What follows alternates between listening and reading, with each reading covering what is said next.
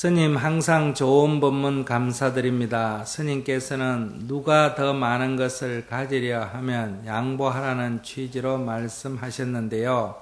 막상 제가 당하면 분한 마음과 대응해야 한다는 마음이 사라지지 않습니다.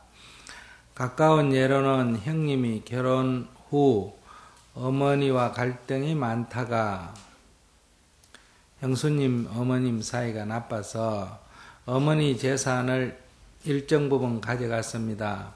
저는 가져간 부분은 그래 형이 사정이 있겠지 쓰세요라고 생각하고 그다지 괴롭지는 않는데 어머니 돌아가시고 나면 그래도 형님 댁이 부당한 욕심을 만일 낸다면 제 성격상 싸울 것 같아서 질의 마음이 괴롭습니다. 또한 나아가서 북핵 문제도 그러하듯 상대가 잘못된 생각을 갖고 계속 남의 것을 뺏으려 하면 그냥 주어버려야 하나요?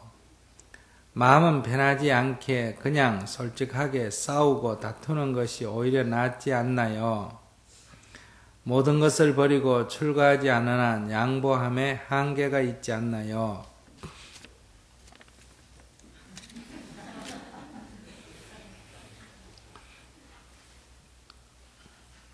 질문하신 분 마음이 보통 우리들 마음이에요. 이제 여기서 달라는 거 다 줘버리는 게 부처님 마음이에요. 달라는 게 다 줘버리는 게. 근데 우리가 부처님만큼은 지금 마음을 못 내고 있는 게 또한 현실이에요. 그래서 여기서 우리가 선택할 수 있는 것은 앞으로 가능하면 부처님처럼 마음을 낸다. 그러나 지금 당장은 그 수준은 안 되더라도 조금이라도 부처님처럼 마음을 낸다 이 얘기예요. 그럼 우리가 내는 마음은 어떠냐? 형님이 재산을 가져가는 것을 보고 마음만 괴로워하고 싸우지도 못하고 가져오지도 못하고 있다. 재산도 뺏기고 내 마음도 괴롭다 이거예요. 그러니까 마음이라도 안 괴로우려면 가지세요 하면 재산은 가지만은 마음은 괴롭지가 않다. 그러면 두 개 다 읽는 게 아니라 한 개만 읽어요. 그게 더 현명하지 않느냐 이런 얘기예요. 재산까지도 챙기겠다. 그러면 싸우세요. 그러면 재산은 가질지 몰라도 싸우려면 좀 복잡하죠. 그때 괴롭다 하면 안 돼요. 안 괴로우려면 재산을 탁 놔버리면 되니까. 그러니까 재산을 가지려면 싸우세요. 그러나 싸울 때 화가 나서 싸우면 내가 괴로워진다 이 말이에요. 내가 재산을 갖고 싶듯이 형님도 재산을 갖고 싶다. 형님을 인정하면 내가 화는 안 나요. 화가 안 난다는 것은 괴롭지가 않다 이 말이에요. 그런 상태에서 재산을 내가 법적으로 보장된 재산을 내가 갖겠다. 이렇게 해서 싸운다기보다 대화를 하고 안 되면 재판까지 가세요. 그러면 마음은 조금 힘들지만은 형제간에 은은 상하겠지만은 재산은 얻을 수 있겠죠. 그때 이제 선택을 해야 돼요. 재산을 얻을 건지 형제간에 우위를 얻을 건지 선택해서 하나를 버리고 하나를 취하면 돼요. 지금 법무중생은 둘 다 잃고 있다. 현명한 사람은 둘 중에 하나를 갖고 하나를 잃는다. 보살은 둘 다 놓아버림으로 해서 사실은 둘 다 얻을 수가 있다. 그러니 부처님 가르침대로 하면 내가 손해가 아닙니까? 이렇게 하는데 부처님 가르침에는 이익과 손해를 따지지 않습니다. 이익이라는 생각을 놔버려요. 어차피 부모 거지 내 거 아니잖아요. 그러니까 형님이 그것을 가지려고 하는 거나 내가 그것을 가지려고 하나 똑같은 거예요. 똑같이 봐야 돼. 형님을 갖는 것은 부당하고 내가 갖는 것은 정당하다. 이렇게 생각하기 때문에 형님이 나쁜 인간이라고 생각하니까 마음이 괴로워지는 거예요.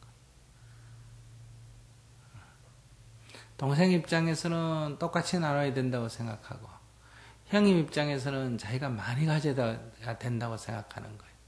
그러니까 많이 가지려고 하는 게 동생 입장에서는 형님이 욕심쟁이라고 봐지는데 형님 입장에서는 어떠냐? 옛날식으로 생각하는 거예요. 내가 많이 가져야 된다. 동생은 요즘식으로 생각하는 거예요. 요즘 몇 년 전에 바뀐 법으로 생각하는 거예요. 형님은 요새 나 그런 법 못 봤다. 옛날 법으로 생각하는 거예요. 여자들은 요즘 법으로 똑같이 나누자 이러고 남자들은 옛날 법으로 하려고 하는 거예요. 그래서 각자한테 물어보면 자기가 정당하다고 할 만한 주장을 자기 나름대로는 갖고 있습니다. 내가 보기에는 참 부당한 것 같은데 자기는 자기 나름대로 정당하다 할 만한 어떤 것을 쥐고 있어요. 그래서 그런 행동을 합니다. 내 중심으로 생각하면 화가 나는 거고 그 사람을 편에 서서 보면 이해는 되는 거예요. 이해는 된다 할 때는 두 가지가 있습니다. 이해는 되지만은 정당하지 않다. 이해도 되고 동조도 된다 이런 게 있어요. 북한에서 미사일을 발사하고 핵을 개발한 것 북한 편에서 보면 그럴 만한 이유가 있어요. 이해는 돼요. 이해가 되지만은 그것이 바람직하냐? 바람직하지는 않다 이렇게 생각해요. 그러니까 여러분들은 도대체 이해할 수 없다. 그러니까 여러분이 괴로운 거예요. 스님은 이해는 해요. 근데 어떤 사람은 동조까지 해요. 근데 스님은 동조는 안 해요. 비판적이에요. 핵을 가지면 우리에게도 손해고 당신들에게도 손해다. 그것은 바보스러운 짓이다. 그러나 그 바보스러운 짓을 하는 사람의 심정은 이해가 돼요. 즉 여러분들이 부부간에 다투는 것 이해해요. 그런데 그게 잘하는 짓이냐? 잘한다고 절대 생각 안 해요. 그렇기 때문에 이해를 하기 때문에 그런 상담을 계속 받는 거예요. 그럴 수도 있겠다. 그러나 그것이 바람직하지 않다고 생각하기 때문에 그러지 말고 이렇게 하세요. 이렇게 얘기하는 거예요.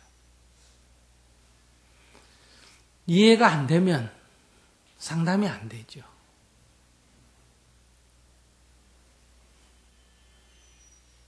그래서 거기 차이가 있다. 이해한다는 것은 상대가 잘했다는 얘기 아니에요. 그 사람 입장에서 보면 그럴 수가 있다. 그 사람 생각으로 그 사람 입장에서는 이해가 되면 대화가 되는 거예요. 이해가 안 되면 말하기 싫은 거예요. 그래서 우선 이해는 해라 이거예요. 이해는 해라. 이해하면 누가 가슴이 안 답답하다. 내 가슴이 안 답답하고 내가 화가 안 나는 거예요. 우선 내 이 두 가지 중에 한 개를 먼저 챙겨라 이 말이에요. 아시겠어요? 한 개 챙겨놓고 재물은 챙길지 말지 어때요? 두 개 다 챙기고 싶으면 한번 싸워보는 거고 한 개만 챙겼으면 됐다 싶으면 하나는 포기하는 거고 이게 현명하지 않아요? 바보 같아요? 글쎄 꾀보는 현명하게 행동하는 게 좋습니다. 그런 입장에서 재산에 대해서 정당한 주장을 할 때 쉽겠어요? 화가 나가지고 막 씩씩대면서 싸우는 게 쉽겠어요? 이게 더 쉽겠죠? 대화를 통해서 형님을 설득하는 데도 쉽고 재판에 가도 판사를 설득하는 데 어때요? 더 쉬워요. 형님께서 이렇게 하는 거 이해는 됩니다. 근데 저도 살아야 되니까 법에 보장된 요 정도는 저도 갖고 싶습니다. 이렇게 얘기하면 판사가 들어도 합당하다 이렇게 생각하는 거예요. 예를 들어서. 그래서 현명하게 대하는 게 좋다.